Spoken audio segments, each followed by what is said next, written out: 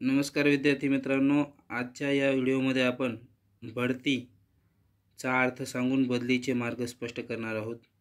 बढती म्हणजे आपण अनेक वेळा जाणले आहे की नोकरीमध्ये बढती मिळणे किंवा इतर कामामध्ये बढती मिळणे। तर याचा अर्थ बढतीचा अर्थ या ठिकाणी विद्यार्थ्यांच्या बाबतीत घ्यायचा असेल तर एका इयत्तेतून दुसऱ्या इयत्तेमध्ये किंवा खालच्या इयत्तेतून वरच्या इयत्तेमध्ये विद्यार्थी ज्यावेळेस जातात त्यावेळेस बढती मिळाली असे म्हणतात। दैनंदिन जीवनामध्ये किंवा मानवी जीवनामध्ये आपण पदोन्नती झाल्यानंतर बढती मिळाली असेच म्हणतो। या ठिकाणी विद्यार्थ्यांना तशा प्रकारची बढती म्हणजेच एका इयत्तेतून समाधानकारक रीतीने पुरा केल्यानंतर अभ्यासक्रम पूर्ण केल्यानंतर त्या विद्यार्थ्यास वरच्या इयत्तेमध्ये प्रवेश दिला जातो, त्याला बढती म्हणतात। या बढतीमध्ये पहिला जो प्रकार आहे तो केवळ वार्षिक परीक्षेतील समाधानकारक गुणांवर बढती देणे। तर या पद्धतीमध्ये प्रमुख फायदे म्हणजे असे की प्रशासनाच्या दृष्टीने ही पद्धत सोपी जाते। आर्थिकदृष्ट्या वर्षातून एकदाच परीक्षा घेणे हे कमी खर्चाचे असते। वर्षातील सर्व कार्यक्रमाचे नियोजन करण्यास भरपूर वेळ उपलब्ध होतो। आता या पद्धतीमध्ये दोष काय? तर या पद्धतीमध्ये दोष हा विद्यार्थी काही कारणांनी आजारी असणे किंवा त्यामुळे विद्यार्थ्यांनी वार्षिक परीक्षा समाधानकारक रीतीने न देऊ शकणे, त्याचे पूर्ण वर्षाचे यामुळे नुकसान होते। वार्षिक परीक्षा ही वर्षाच्या शेवटी असल्यामुळे विद्यार्थी वर्षभर नियमितपणे अभ्यास करत नाही। सर्व क्षमतांची परीक्षा ही होत नाही, कारण वार्षिक परीक्षा लिखित स्वरूपात घेतली जाते। हुशार विद्यार्थी व हुशार मुलांचा अभ्यास पूर्ण झाला तरी त्यांना बढतीसाठी वार्षिक परीक्षा होईपर्यंत थांबावे लागते। विषय समजून घेण्यापेक्षा पाठांतराला महत्त्व यामुळे जास्त प्राप्त होते। दुसरी पद्धत आहे सत्र पद्धत। सत्र पद्धत म्हणजे काय? दर 6 महिन्यांनी घेण्यात येणारी परीक्षा। विद्यार्थी जरी काही विषयात अनुत्तीर्ण झाला तरी त्यास पुढच्या सत्रात अभ्यास करण्यास परवानगी दिली जाते, म्हणजेच पुढच्या अभ्यासक्रमासाठी त्याला बढती देण्यात येते। व नापास झालेल्या विद्यार्थ्यांचा घरी अभ्यास करून पुढच्या सत्राच्या परीक्षेच्या वेळी त्या विषयाची परीक्षा देण्याची परवानगी देण्यात येते। ठराविक काळापर्यंत अशा रीतीने विषय ठेवण्याची परवानगी असे या पद्धतीला सत्र पद्धती असे म्हणतात। या पद्धतीचा फायदा म्हणजे काय?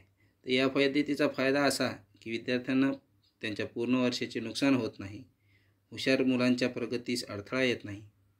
परंतु या पद्धतीमध्ये दोष हा की प्रशासकीय दृष्टीने ही पद्धत राबवण्यास अडचणी येतात, कारण दर 6 महिन्यांनी परीक्षा घ्यावयाची लागते।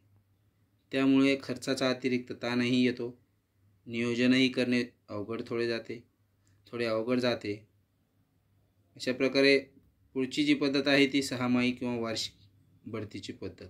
या पद्धतीमध्ये पहिल्या 6माहीत अभ्यासक्रम पूर्ण करून घेणे व त्यानुसार परीक्षा घेणे व निकाल समाधानकारक असणाऱ्यांना वरच्या इयत्तेत घालणे व असमाधानकारक निकाल असलेल्यांना त्याच इयत्तेत ठेवणे। या पद्धतीचे दोष म्हणजे दर 6 महिन्यांनी परीक्षा असल्यामुळे विद्यार्थ्यांचे अभ्यासपूर्वक कार्यक्रमाकडे दुर्लक्ष होण्याचा संभव असतो। तसेच त्याच इयत्तेत ठेवलेल्या विद्यार्थ्यांना पुन्हा तोच अभ्यास करणे कंटाळवाणे वाटण्याचा संभव असतो व दर 6 महिन्यांनी परीक्षा घेण्यात प्रशासकीय अडचणी ह्या तर असतातच। त्यानंतर आहे विषयानुसार बढती देणे। विद्यार्थी ज्या विषयात पास झाला असेल तेवढ्या विषयाच्या बाबतीत त्यास बढती देणे। नापास झालेल्या विषयांच्या बाबतीत त्याच इयत्तेत ठेवणे। प्रशासनाच्या दृष्टीनेही ही पद्धत अवलंबणे अत्यंत अडचणीचे